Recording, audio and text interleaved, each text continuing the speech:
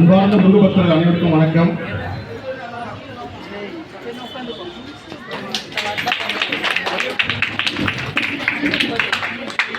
அன்பார்ந்த முருக பக்தர்கள் அனைவருக்கும் மாலை வணக்கம். இந்த நிகழ்ச்சிக்கு நான் வந்தது உண்மையிலே முருகப்பெருமான் கருணை தான். அதுக்கு முன்னாடி ஒரு விஷயத்தை நான் பதிவு பண்ணிடுறேன். இது இங்கே இருக்கிற எல்லாருக்கும் பொருந்தும், முக்கியமாக கோவில் நிர்வாகத்துக்கும் சேர்த்து நான் சொல்கிறேன். ஆக்சுவலாக இந்த அபிஷேகம் இவ்வளோ நேரம் காக்க வச்சது பெரிய தப்பு. இறைவன் முன்னாடி, தெய்வம் முன்னாடி நம்ம எல்லாம் ஒரு சிறு துரும்பு தான். தெய்வத்துக்கு சமம் தெய்வம் தான் தவிர மனிதர்களே கிடையாது. இந்த நிகழ்ச்சி ஏற்பாட்டாளர் ஆனந்த் சாராக இருக்கட்டும், என் அழைச்சந்த ராகேஷ் சார் யாருமே சொல்லவே இல்லை இந்த மாதிரி அபிஷேகம் உங்களுக்காக வெயிட் பண்ணிட்டு இருக்கு அப்படின்னு சொல்லி தான் வந்திருப்போம். அதுக்கு முன்னாடி நந்தி தான் ஒரு அம்மா முருக பக்தன் சொல்றது முருக பித்தன் சொல்லலாம். அந்த அம்மாவுக்கு ஒரு சிறு துயரம் எனக்கு ஹோட்டலில் பார்த்துருந்தாங்க. அவங்கள பார்த்துட்டு வந்ததுனால தாமதமாகிடுச்சு. அதனால் இந்த நிகழ்ச்சி மூலிமா நான் கோரிக்கை வைக்கிறேன். ஆனந்த் சார், இதுக்கப்புறம் எந்த நிகழ்ச்சி பண்ணாலும் எவ்வளோ பெரிய ஆள் நீங்கள் கூப்பிட்டுருந்தாலும் அவங்களுக்காக அபிஷேகத்தை நிப்பாட்டாருங்க. அது உங்களுக்கும் அந்த கர்மா வரும், கூப்பிட்ற கெஸ்ட்டுக்கும் வரும். அது ஒரு பாவம். அப்படி நிற்கக்கூடாது. தெய்வத்துக்கு சொன்ன டைமில் எந்த நேரத்தை குறிக்கணும் அந்த நேரத்தில் பண்ணிடுங்க. எவ்வளோ பெரிய ஆளை கூப்பிட்டாலும் சரி, உலகத்திலே நீங்கள் எவ்வளோ பெரிய ஆளை கூப்பிட்டாலும் இறைவன் முன்னாடி மனிதன் சாதாரண துரும்பு தான். எந்த நேரத்தில் காக்க வச்சிடாதீங்க. இது ஒரு தாழ்மையான வேண்டுகோள். அதே மாதிரி நீங்கள் உங்கள் வீட்டில் பண்ணுற பூஜைகளில் கூட இவங்க வராங்க அவங்க வராங்கன்னு சொல்லி காக்க வைக்காதீங்க. உங்களுக்கு எப்போ பண்ணுன்னு தோணுதோ அந்த டைமில் பண்ணிடுங்க. இதோட பணிவான ஒரு வேண்டுகோள். ஒடுக்குத்தூர் மகான், நான் எப்போல்லாம் பெங்களூருக்கு வரணும் அப்போல்லாம் குறைஞ்சபட்சம் ஒரு 100-200 பேர் எனக்கு மெசேஜ் அனுப்புவாங்க. ஒடுக்குத்தூர் மகான் கோயிலுக்கு வாங்க, ஒடுக்குத்தூர் மகான் கோயிலுக்கு வாங்க. நான் அவங்ககிட்ட சொன்ன ஒரு வாட்டி சொல்லிட்டே இருப்பேன், எப்போ முருகப்பெருமான் உத்தரவு கொடுக்குறோம் அப்போ தான் இந்த இடத்துக்கு போக முடியும். நான் அதுக்கு முன்னாடியே ஒடுக்குத்தூர் மகானோட வரலாறுலாம் படிச்சிருக்கேன். பேரதிசயமான ஒரு வரலாறு. கலியுகத்தில் பாம்பன் சுவாமிகளுக்கு அப்புறம் 18 சித்தர்கள் நம்ம கேள்விப்பட்டிருப்போம். ஆனால் இந்த கலியுகத்தில் இந்த நூற்றாண்டில் நம் கண் முன்னாடியே வாழ்ந்து மறைந்த ஒரு சித்தர் தான் ஒடுக்குத்தூர் மகான். ஆந்திராவை பூர்வீகமாக கொண்டவர். அவர் இயற்பெயர் சேஷையா, சேஷாத்ரி, பாலாம்பிகை, ஜெகதீஷ், மனோன்மணி. இந்த பேர் எல்லாமே தெய்வமாக நினைச்சு தெய்வத்தோட உத்தரவு கொடுத்து வச்ச பெயர்கள். நான் பெண் சாபம் சார்ந்து யாரா இருக்கா மனோன்மணின்றவங்களை எங்கேயா தேடி கண்டுபிடிச்சி அவங்க கால ஒரு ஆசீர்வாதம் வாங்கி புடவை கொடுங்க, கண்டிப்பாக அந்த பெண் சாபம் போகும் அப்படின்ட்டு. அந்த மாதிரி சேஷையா தான் காலப்போக்கில் ஒடுக்குத்தூர் மகானாக மாறியிருக்காரு அப்படின்னு சொல்லிட்டு தான் வரலாறு. அதே மாதிரி என்னோட எல்லா நேர்காணலும் ஒரு விஷயத்தை நான் பதிவு பண்ணியிருப்பேன்.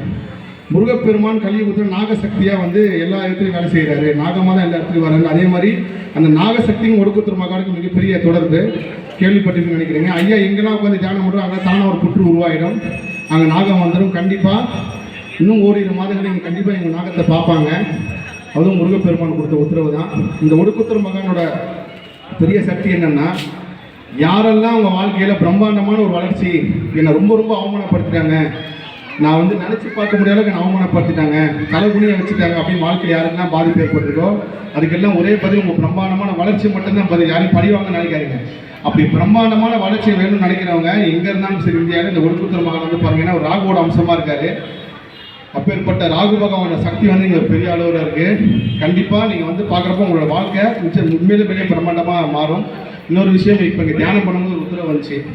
கார்த்திகேய முருகர்னு சொல்லி என்னோட நேர்காணலில் பார்த்துருப்பீங்க. இமயமலை வரையும் போயிட்டு வந்த முருகர், தேடி வந்த முருகர். அந்த கார்த்திகேய முருகரை கொண்டு வரதுக்கு நான் நிறைய முயற்சி பண்ணேன். ஒன்று அல்சூர் கோவில்லையோ அப்படி இல்லைன்னா வைரவேல் முருகர் கோயிலை வைக்கணும்னு சொல்லி அந்த கடைசி வரைக்கும் நடக்கவே இல்லை. ஒரு கட்டத்துக்கு மேலே முருகர் என்ன உணர்த்துறாரோ அப்படியே நடக்கணும்னு சொல்லி நான் விட்டுருவேன்.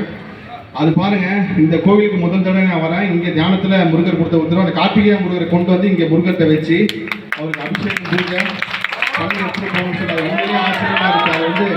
அது உண்மையிலே பேரதிசயம். இங்கே இருக்கிற முருக பக்தர்கள் எல்லாத்தையும் சொல்கிறது ஒன்று தான், உங்களோட பக்தியை உடைக்கிற விதமாக, உங்கள் பக்தியை கிண்டல் பண்ணுற விதமாக, இல்லை உங்கள் பக்தியை விமர்சனம் பண்ணுற யாராக இருந்தாலும் சரி அவங்க யாரையும் சண்டை போடாதீங்க.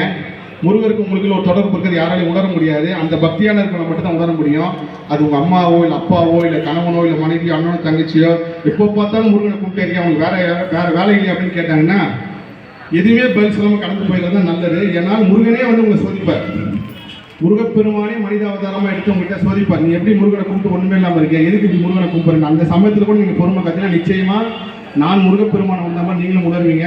பக்திக்கு முன்னாடி வேறு எந்த சக்தியும் கெட்ட சக்தியும் வேலை செய்யாது. நீங்கள் முருக பக்திக்குள்ளே எவ்வளோ போகிறீங்களோ சோதனை வரும், கண்டிப்பாக உங்களுக்கு ஏதோ ஒரு வகையில் நெருடல் வரும். அதை மீறி நீங்கள் முருகப்பெருமானை பாருங்கன்னா, இப்போ ரீசெண்டாக கூட வடப்பள்ளி கோயில் விஷயம் நடந்துச்சு. தினமும் கோயிலுக்கு வரவர் அவமானப்படுத்தினாங்க. தினமும் கோயிலுக்கு வரவர், தினமும் முருகப்பெருமான் பணிவிடை செய்கிறவர் முருகப்பெருமானுக்கு பூ மாலை எல்லாம் வாங்கி போகிற கோயில் அவமானப்படுத்தினாங்க. அவர் அடுத்த சைடு எனக்கு ஃபோன் பண்ணார், இதுக்கப்புறம் நான் கோயிலுக்கே வரமாட்டேன், இதோட நான் வரமாட்டேங்கன்னு சொன்னார். அப்போ நான் அவர்கிட்ட சொன்ன ஒரு விஷயம் தான், நீங்கள் கோயிலுக்கு வரக்கூடாது அப்படின்றத உங்கள் ஊழ்வினை கருவினை டிசைட் பண்ணியிருக்கேன். நீங்கள் வந்தீங்கன்னா உங்கள் வாழ்க்கை மாறுன்றப்போ அது உங்களை தடுக்க தான் பார்க்கணுமே தவிர உங்களை தொடர்ந்து வரக்கூடாது. அதை மீறி நீங்கள் வரணும். முருகர் பாத்தில் ஒப்படைங்க.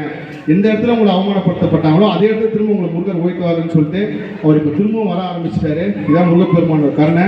கலியுகத்தில் முருகப்பெருமானை உணர தான் முடியும். இப்பேற்பட்ட ஒடுக்கத்தூர் மகான் இந்த பெங்களூரில் இருக்கிறது ஒரு பெரிய புண்ணியம் வாய்ந்த ஒரு இடம்.